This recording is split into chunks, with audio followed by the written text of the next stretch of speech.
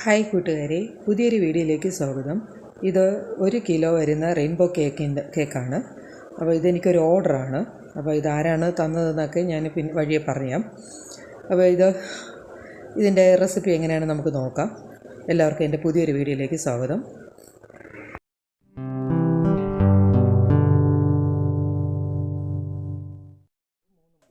ഞാനിപ്പോൾ ഒരു stand മിക്സറിൻ്റെ bowl എടുത്തിട്ടുണ്ട്. ഇതിലേക്ക് നമുക്ക് 3 മുട്ടയാണ് ആവശ്യം. ഞാനിപ്പോൾ അത് പൊട്ടിച്ചൊഴിച്ചിട്ടുണ്ട്. ഇനി ഈ സമയം നിങ്ങൾക്ക് ഒരു മിക്സിയുടെ ജാറോ അല്ലെങ്കിൽ ഒരു ഹാൻഡ് ബീറ്ററോ നിങ്ങൾക്ക് യൂസ് ചെയ്യാം. ഇനി ഇതിലേക്ക് നമുക്ക് 1/2 ടീസ്പൂണ് വാനില എസൻസും 1 നുള്ളു ഉപ്പും പിന്നെ 1/4 കപ്പ് പഞ്ചസാരയും കൂടെ ചേർത്ത് ഒരുമിച്ച് തന്നെ ഇത് ബീറ്റ് ചെയ്യാം.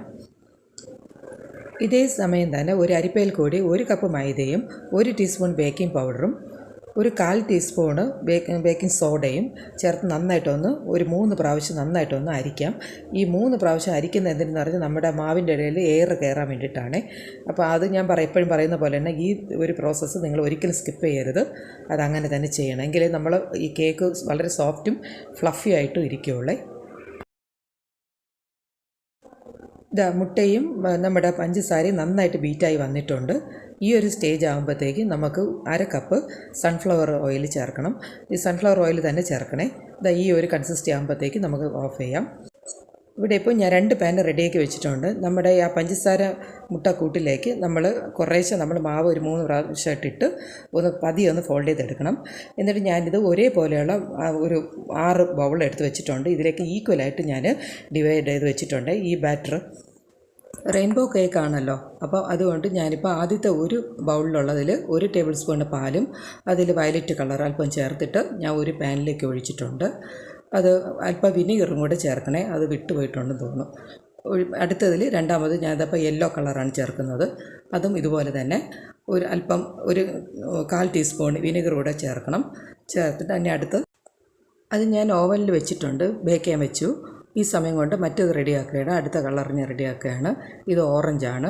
ഇത് അടുത്ത പാനിൽ ഞാൻ ഒഴിക്കുകയാണ്. അപ്പോൾ ഇതിപ്പോൾ വലിയൊരു പ്രോസസ്സാണ്. അപ്പോൾ ഇങ്ങനെ ഡീറ്റെയിലായിട്ട് കാണിച്ചാൽ ഒരുപാട് സമയം എടുക്കും. 2 മണിക്കൂറത്തെ പ്രോസസ്സൊക്കെയാണിത്. അതുകൊണ്ടാണ് ഇങ്ങനെ സ്പീഡാണ് പറഞ്ഞു പോകുന്നത് കേട്ടോ. ഇവിടെ അടുത്ത് ഞാനിപ്പോൾ റെഡ് ഇതുപോലെ തന്നെ ഇത് 1 ടേബിൾ സ്പൂൺ പാലും വിനീഗറും ചേർത്ത് റെഡ് കളർ റെഡിയാക്കി. ഇനി അടുത്തത് ബ്ലൂ കളറാണ്.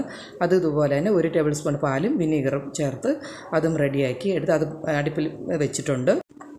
ഇതൊക്കെ ചെയ്യുന്നതിനിടയിൽ ഞാൻ 3-4 കളർ ഞാനിപ്പം റെഡിയാക്കി എടുത്തിട്ടുണ്ട്, ബേക്ക് ചെയ്ത് എടുത്തിട്ടുണ്ട്.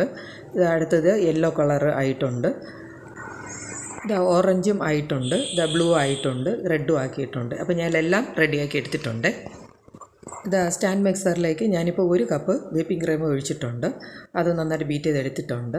ഇനി ഓരോ ലെയർ ഞാനിപ്പോൾ പാലിൽ സോക്ക് ചെയ്യാണ്. ഈ പാലെന്ന് പറയുന്നത് പാലും പഞ്ചസാരയും അല്പം മിൽക്ക് മെയ്ഡും കൂടെ ചേർത്ത് ഞാൻ ഒരു സിറപ്പ് റെഡിയാക്കിയതാണ്. ഇനി നമ്മുടെ ബോർഡിൽ ഞാനിപ്പോൾ ആ ബേസിൽ തന്നെ അല്പം ക്രീം പുരട്ടിയിട്ട് ഫസ്റ്റ് ലെയർ, അതായത് നമ്മുടെ റെയിൻബോയുടെ ആദ്യത്തെ കളറ് വയലറ്റ് ആ കേക്ക് ഞാൻ വെച്ചു. ആ ലെയർ ഞാൻ വെച്ചു.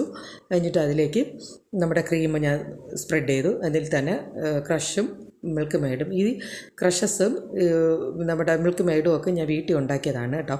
അപ്പോൾ ഓരോന്നാണ്ടി അടുത്ത ലെയറായി ഞാൻ ബ്ലൂൻ്റെ ലെയർ ഞാൻ ചെയ്യുകയാണ്.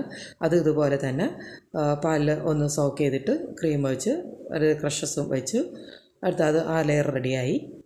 അപ്പോൾ ഇങ്ങനെ നമ്മൾ ചെയ്യുമ്പോൾ ഓരോ പ്രാവശ്യം അതിൻ്റെ ചുറ്റും ഒന്ന് റെഡിയാക്കി എടുക്കണേ. ഇനി അടുത്ത ലെയർ നമുക്ക് ഗ്രീനാണ്. അത് ഇതുപോലെ തന്നെ നമ്മുടെ സിറപ്പിലൊന്ന് സോക്ക് ചെയ്തെടുക്കണം. ഞാനിപ്പം നേരത്തെ ഒന്നും സോക്ക് ചെയ്തില്ല, കാരണം വളരെ സോഫ്റ്റാണ്. അപ്പോൾ വീണ്ടും നേരത്തെ കുതിർത്ത് വെച്ച കയ്യിലെടുക്കാൻ പറ്റാതെ ഇപ്പം, അതുകൊണ്ട് ഞാൻ അപ്പം തന്നെയാണ് എല്ലാം റെഡിയാക്കി എടുക്കുന്നത്. ഇതിപ്പോൾ അടുത്ത ക്രഷ് വെച്ചു, ആ ലെയർ റെഡിയാക്കി. ഇനി അടുത്തതാണ്ട് നമ്മുടെ യെല്ലോ ഇതാണ് വയ്ക്കുന്നത്. ആ ലെയർ ഇവിടെ റെഡിയായി. അതും ഇതുപോലെ റെഡിയാക്കി എടുത്തിട്ടുണ്ട്. ഇതുപോലെ പാലിൽ സോക്ക് ചെയ്ത് ഇതുപോലെ ചെയ്യുന്നുണ്ട്. ഇനി അടുത്ത ലെയർ നമ്മുടെ ഓറഞ്ച് ലെയർ ഞാൻ ഇതുപോലെ റെഡിയാക്കി. അതിൻ്റെ മുകളിൽ ക്രഷസും അതിൻ്റെ മിൽക്ക് മെയ്ഡൊക്കെ വെച്ച് റെഡിയാക്കിയിട്ടുണ്ട്. റെയിൻബോയുടെ ലാസ്റ്റ് കളറായ റെഡ് കൂടെ വെച്ച് ഞാനത് ഫുൾ ക്രം കോട്ട് ചെയ്ത് ഒരു ഓവർനൈറ്റ് ഫ്രിഡ്ജിൽ വെച്ചിട്ട് ഇതാണ് ഇപ്പോൾ പിറ്റേ ദിവസം രാവിലെയാണ് ഇത് ചെയ്യുന്നത്. അപ്പം ആ കുട്ടി അത് ഈ ലാവൻഡർ ഷെയ്ഡാണ് ഇപ്പം ചൂസ് ചെയ്തിട്ടുള്ളത്. ബോർഡർ ഡിസൈനും കൂടെ ചെയ്ത് ഏകദേശം ഓൾമോസ്റ്റ് കേക്ക് ഒന്ന് ഫിനിഷ് ചെയ്തെടുത്തിട്ടുണ്ട്. എനിക്ക് റെഫറൻസ് പിക്ചർ തന്നിട്ടുണ്ടായിരുന്നു, ഇതുപോലെ ചെയ്യാനാണ് പറഞ്ഞിരുന്നത്. ഏകദേശം ഞാൻ ഒപ്പിച്ചിട്ടുണ്ടെന്നാണ് തോന്നുന്നത്. അപ്പം എൻ്റെ ആ എഴുത്തിന് പകരം ഞാനിപ്പോൾ ഫോണ്ടിൻ്റെ വർക്കിലാണ് ഞാനിപ്പോൾ ചെയ്തത്. അപ്പോൾ അതും ചെയ്ത് ഇനി ബീഡ്സും കൂടെ ഇട്ട് ഞാനിപ്പം നമ്മുടെ കേക്ക് ഫിനിഷ് ചെയ്തെടുക്കുന്നുണ്ട്. അപ്പോൾ ഇനി നിങ്ങളാണ് പറയേണ്ടത് അത് ഒത്തിട്ടുണ്ടോ ഇല്ലേ എന്നുള്ളത് നിങ്ങളാണ് പറയേണ്ടത്. ഏകദേശം ഒത്തുന്നാണ് എൻ്റെ ഒരു ധാരണ. ഇനി നിങ്ങൾക്ക് എങ്ങനെ തോന്നുന്നത് എനിക്കറിയില്ല. ഏകദേശം ആക്കിയിട്ടുണ്ട്. അപ്പോൾ ഞാനിപ്പോൾ കേക്ക് ഫിനിഷ് ചെയ്തെടുത്തിട്ടുണ്ട്. അപ്പോൾ ഈ കേക്ക് എനിക്ക് ഓർഡർ തന്നത് എൻ്റെ റിലേറ്റീവായ രമ്യയാണ്, അവളുടെ മോൾക്ക് വേണ്ടിയിട്ട്. അപ്പോൾ താങ്ക് യു രമ്യ. എൻ്റെ ഹാപ്പി ബർത്ത്ഡേ ഡിയർ. അപ്പോൾ ഇനി പുതിയൊരു വീഡിയോയിലൂടെ കാണാം. Okay, thank you friends.